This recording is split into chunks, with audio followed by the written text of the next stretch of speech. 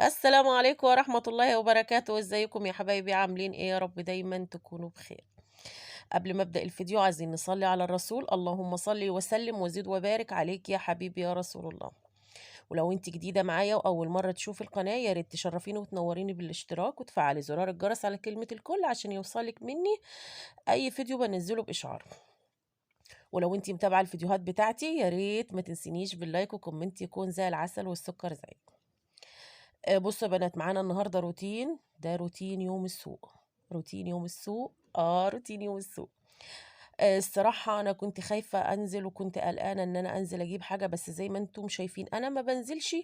إلا لمّا بتكون التلاجة زي ما أنتم شايفين بعينيكم كده بتبقى على الزيرو، ما بتبقاش فيها حاجة، ما باحبش أنزل غير لمّا أكون الصراحة فضيت خالص، اللي هو لمّا بانزل أجيب الحاجة بتاعتي اللي أنا محتاجاها واللي أنا عاوزاها. فعلشان كده لمّا بانزل بافتري، عارفين يعني إيه بافتري؟ بافتري، باجيب الحاجة اللي هتكفّيني مثلًا الوقت اللي أنا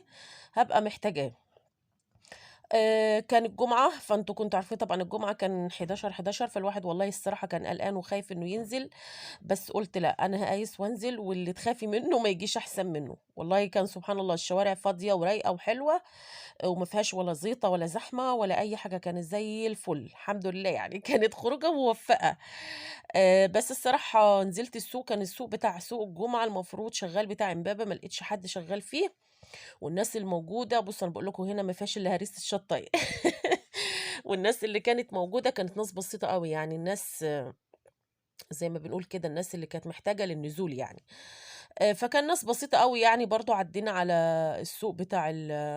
الطيور وكده هناك، ما لقيناش برضه ناس فارشة كتير، كانت ناس بسيطة، أمّا السوق من برّه كُلّه بلا استثناء كُلّه ما فيش مقفول كُلّه، ما كانش في حد مش مقفول، ما كانش في أصلًا بياعين، ما كانش في حد خالص، خالص، خالص. أمّا جوّه كان حوالي في 1 أو 2 بكتيره يعني، حتى كنت محتاجة إن أنا أجيب حاجات وكده،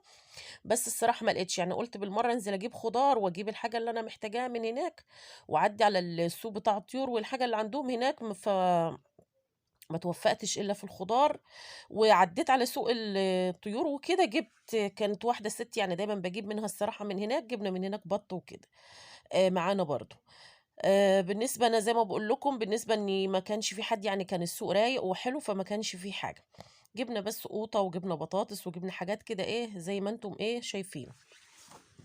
قُلت لأ، أنا هامسك كده التلاجة محتاجة إن هي عايزة تتروّق كده قبل ما أنا أحُط فيها الخضار بتاعي، روّقتها كده الإزازة اللي كنا عاملينها يا بنات دي اللي كان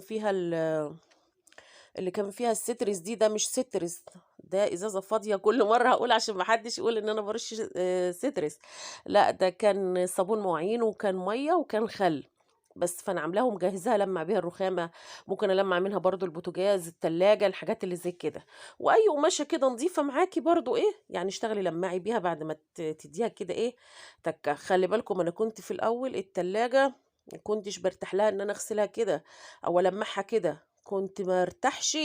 إلا أمسكها بالسلكة والله العظيم، بالسلكة كده والصابون وأمسكها دعك، دعك، دعك، دعك كده وأروح كابة مَيّة، مَيّة، مَيّة كتير لحد التلاجة ما باظت. والله، لحد التلاجة ما البارومة أكلتها كده من تحت وصدِّت وباظت وغيّرتها يعني الحمد لله. بس، فبعد كده حرّمت الصراحة بقيت إن أنا كل ما كده يعني ألمّعها كده ولو الأرفف بتاعتها يعني والإدراج وكده محتاجة إن هي تتصبّن باطلّعها تتغسل، لأ شايفاها إن هي نضيفة يبقى بالمّعها كده وأحُط الحاجة على نضافة كده يكون أفضل. المهم جيت هنا فضّيت الحاجة بتاعتي زي ما أنتم شايفين كنت جايبة عايزة أقول لكم 3 أكياس من الخيار والله. جِبت 3 أكياس من الخيار، قُلت عشان الخيار عايزة أخلِّل منّه يعني، برضه إن شاء الله هنعمله مع بعضينا، باحب أخلِّل الخيار، دوّرت على الفلفل اللي هو الفلفل العريض الطويل ده بتاع التخليل، ما لقيتوش، ما لقيتش غير اللي هو الحامي الرفيّع ده.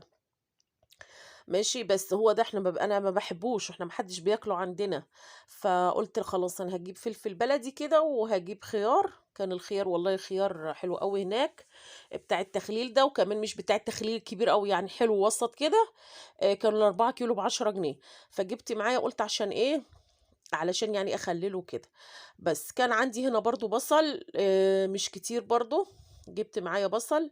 وجبت اللي هو البصل الأحمر الصغير برضه، فجيت أنا خدت العلبة بتاعة البصل اللي أنا باحط فيها البصل والتوم، لقيتها برضه كده إيه عايزة تتنضف، قُلت أنضفها بالمرة وأحط الحاجة فيها إيه على نضافة، لميت كل البصل القديم والجديد اللي أنا جايباه، كنت جايبة بصل أحمر أهو، كان كيلو وربع ب5 جنيه، جبت معايا كيلو وربع بس، ده بالنسبة لي كده حلو أوي، لإن إحنا بنستخدمه في السلطة، في العدس، في الحاجة اللي زي كده، وقفّلت العلبة وهاشيلها مكانها، هاشوف بس بعد كده إيه اللي فاضل في الأكياس، البطاطس رجّعتها على البطاطس اللي جنبيها، وأبدأ إن أنا ألِم في الأكياس اللي هي اللي فضيت دي، بنحتاجها والله، أوقات بتيجي تدوّري كده على شنطة ما بتلاقيش، لقيت كمان بطاطا بيضا، عايزة أقول لكم البطاطا البيضا ده عشقي أنا باحبها بكتير أكتر من الصفرا الصراحة، بس الراجل كانت عنده البطاطا البيضا دي كده رفيعة، بعد ما اشتريت بصّيت على جنب الراجل اللي جنبيه لقيت والله كبيرة شوية، قُلت له: "ما تنقّيهمليش رفيعين عشان ما ينشفوش منّي في الفرن." لإن أنا ما باحبش البطاطا المسلوقة، أنا باحبها مشوية، يعني أغسلها وأحطها في الفرن، برضه فضّيتها كده في الطبق عشان أشيلها برضه في التلاجة لحد ما إيه، أنوي وأشوف بإذنك يا رب هاعملها إمتى. طلّعت برضه الخضرة، حزمة الخضرة دي كانت ب2 جنيه جبناها برضه من هناك، بس يا بنات دوّرت أنا جِبت خضرة، كنت عايزة أجيب كرنب وعايزة أجيب قرنبيط عشان يبقى برضه موجود معايا، الليمون برضه كان هناك حلو أوي كان ب10 جنيه، جبت نُص كيلو، قُلت أفضّيه كده إيه جنب البطاطا، كده، كده البطاطا هتطلع هتتغسل لمّا أكون عايزاها، وهيفضل الليمون، وجبت البلح، أنا باحب البلح ده، وباحب الاستفندي ده، بس الاستفندي ده أكبر استفندية في السوق في الاستفندي ده، ما أعرفش ليه مش كبير. بس المهم فضّيت الحاجة وجهّزتها كلّها، وهابدأ إن أنا إيه، أرصّها كده في التلاجة بعد ما نطفت، بس مش هافتح التلاجة دلوقتي عشان خاطر المَيّة، يعني عشان خاطر المَيّة اللي أنا كنت رشّاها أو كده يعني قُلت أصبر شوية تكون يعني نشفت شوية وكده، عشان أنتم عارفين أنا والله العظيم لو في فيشة خلاط والّا حاجة عايزة تتحط، باخاف منها، أنا ممكن أنادي على العيال يعملوها لي هم. المهم خدنا بعضينا كده ودخلنا بقى على الغويط، على الغسيل بقى والترويق بتاع البط. عايزة أقول لكم إن أنا على قد ما أنا باحب أكله، يعني أنا الصراحة باجيبه بلدي، على قد ما أنا باحب أكله، على قد ما أنا آآ باكرهه، يعني باكرهه في إيه، باكرهه في غسيله،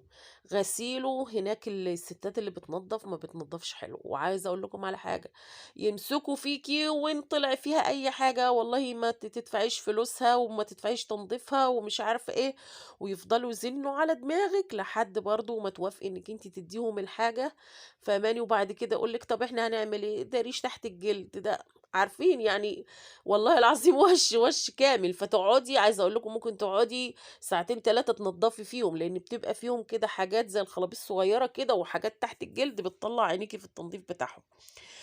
بس الواحد يقول لِك إيه، تقول لِك أنتِ غلطانة أنتِ بتجيبيهم شمورت ليه؟ أنا باجيبهم شمورت لإن أنا باحب البطاية ما تبقاش كبيرة في العُمر.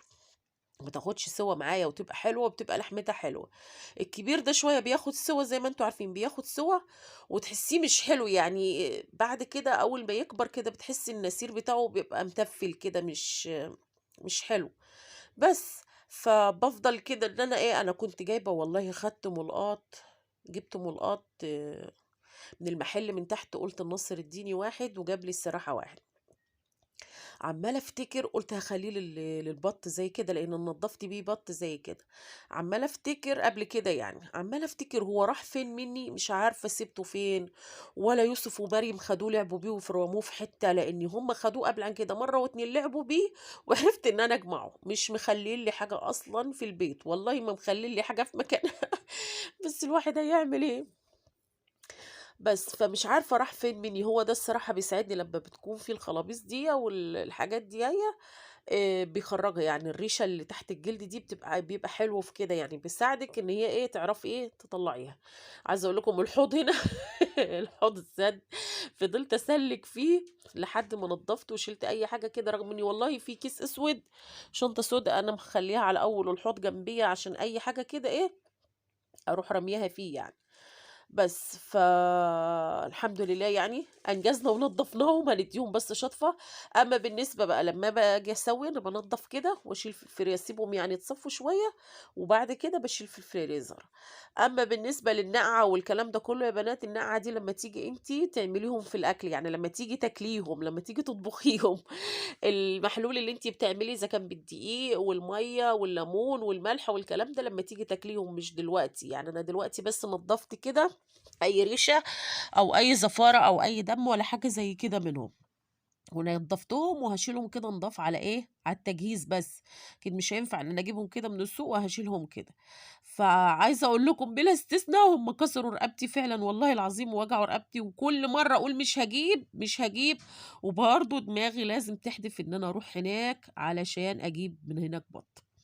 المهم نضّفناهم الحمد لله رب العالمين وخلّصنا، هنيجي بس نغسل الحوض كده.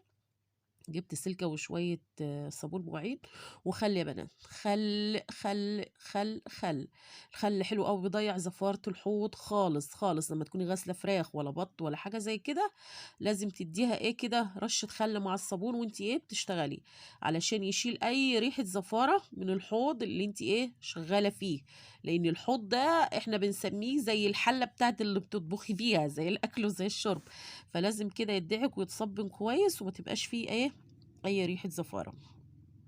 بس هادّيه كده شطفة برضه كويسة، وبعد كده أغسل إيديّا. عايزة أقول لكم إن اليوم اللي بانضّف فيه بَط مش عارفة مش عارفة الواحد ما بيبقاش أصلًا طايق أي ريحة هدوم عليه، لازم يخش يغيّر ويغسل إيديه كده ويغيّر كويس من التنضيف ده. بس كده أهو، أدي كان الروتين بتاعنا النهارده، روتين يوم السوق. عايزة بعد كده أشوف ورايا بتاع ده مش غسيل مواعين ورايا بتاع ده يوسف ومريم عايزين الواجب بتاعهم يتكتب وعايزين يتذاكر ليهم، وعايزة أعمل لهم أكل، بس عشان الفيديو بتاعنا ما يبقاش طويل، إحنا خلّصنا الروتين بتاعنا على كده أهو. هادّي إيديّا كده شطفة بالخل والصابون بالمرّة بقى، علشان إيه، أشوف اللي ورايا بعد كده برّه. والفيديو بتاعنا خلاص خلص كده النهارده، يا ريت ما تنسوناش باللايك والشير والاشتراك في القناة. استودعكم في رعاية الله، والسلام عليكم ورحمة الله وبركاته.